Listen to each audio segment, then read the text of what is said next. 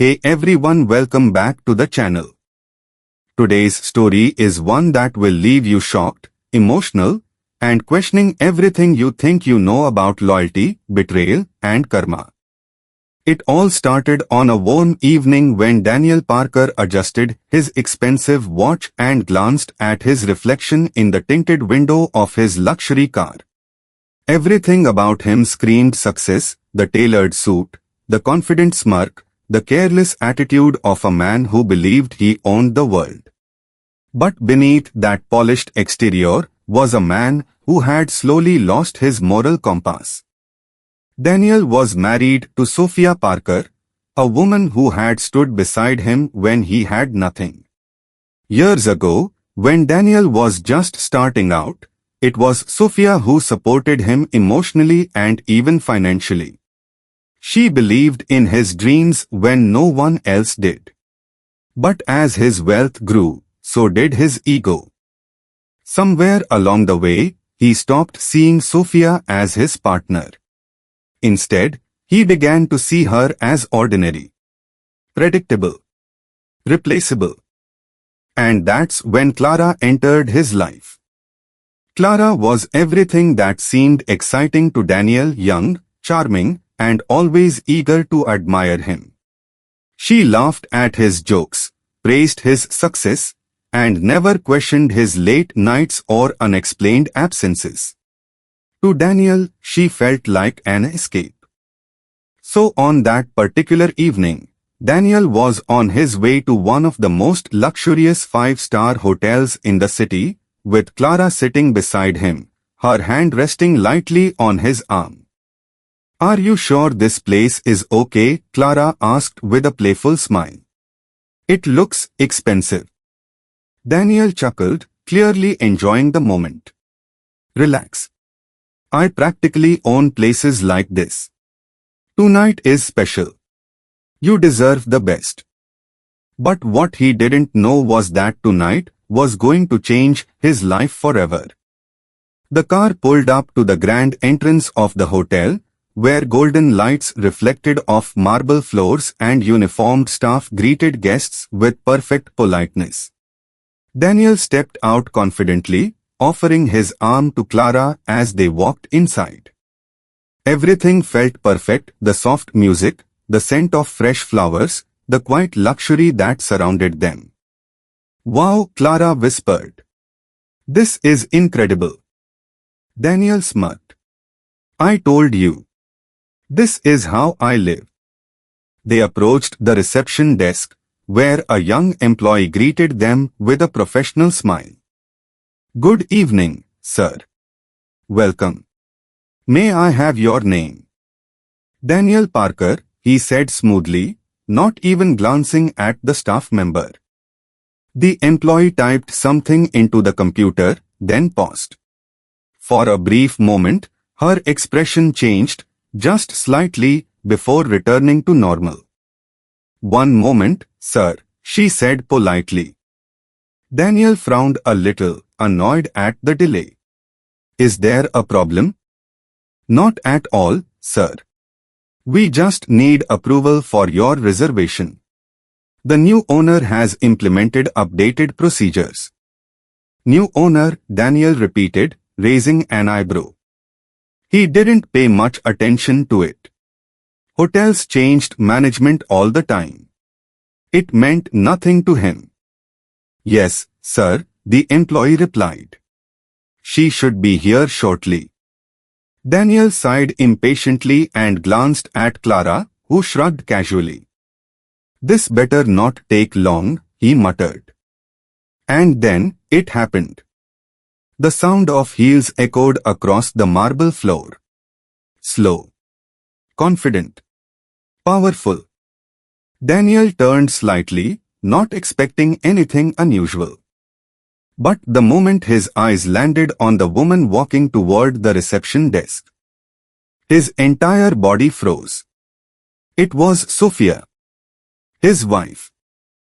But she didn't look like the woman he had left at home earlier that day. No. This Sophia was different. She wore an elegant, perfectly tailored suit. Her posture was strong, her expression calm yet commanding. There was a quiet authority in the way she moved, the kind that didn't need to be announced. The entire atmosphere seemed to shift as staff members straightened instantly, their attention focused on her. "Good evening, ma'am," the receptionist said respectfully. Daniel's heart started pounding. This couldn't be real. What was she doing here? And why was everyone treating her like? "Good evening," Sophia said, her voice composed. "What seems to be the issue?" The receptionist gestured toward Daniel. "This guest requires approval under the new policy." Sophia turned her gaze slowly toward him. And for a moment, silence. Pure, suffocating silence. Daniel felt like the ground beneath him had disappeared. Clara, sensing the tension, looked between them. "Daniel, who is she?" He opened his mouth, but no words came out. Because in that moment, he realized something terrifying. Sophia wasn't surprised to see him. Not even a little. Instead, she gave a small, almost unreadable smile.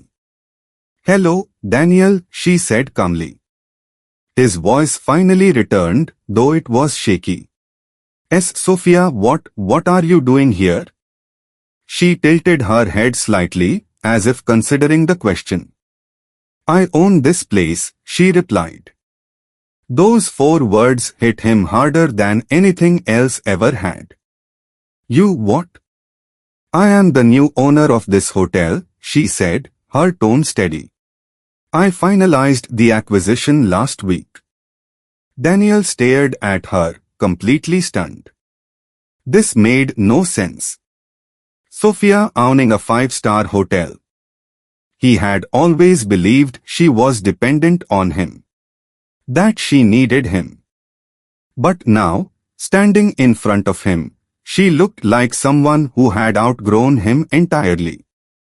Clara shifted uncomfortably. "Daniel, what's going on?" Sophia's eyes flicked briefly toward Clara, then back to Daniel. "Are you going to introduce me?" she asked. Daniel swallowed hard.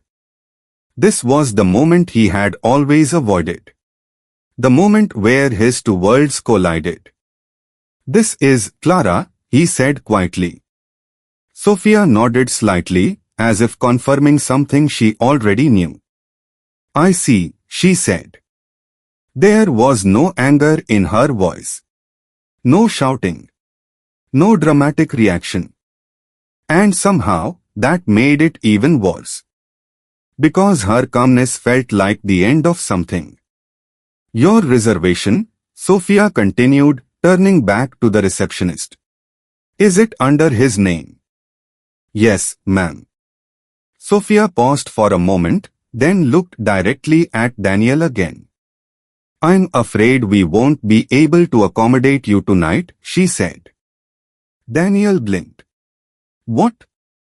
"This hotel does not allow bookings that violate our code of conduct," she explained calmly. His face flushed with embarrassment and anger. "You can't do that. I'm a paying customer." Sophia met his gaze without hesitation. "And I am the owner," she replied. The weight of her words settled over him like a storm. People nearby had started to notice. Whispers spread quietly through the lobby. Daniel felt exposed. Small.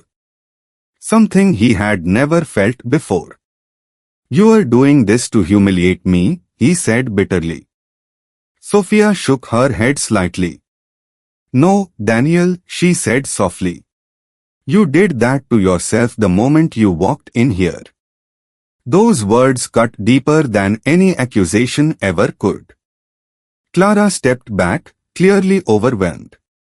I didn't sign up for this," she muttered before turning and walking away quickly, disappearing into the crowd. And just like that, Daniel was alone. standing in the middle of a place he thought he controlled, only to realize he never did. He looked at Sophia again, desperation creeping into his voice. "Why didn't you tell me?" She held his gaze, her expression finally showing a hint of emotion, not anger, but something closer to disappointment. "Because you stopped listening a long time ago," she said. That was the truth he couldn't escape.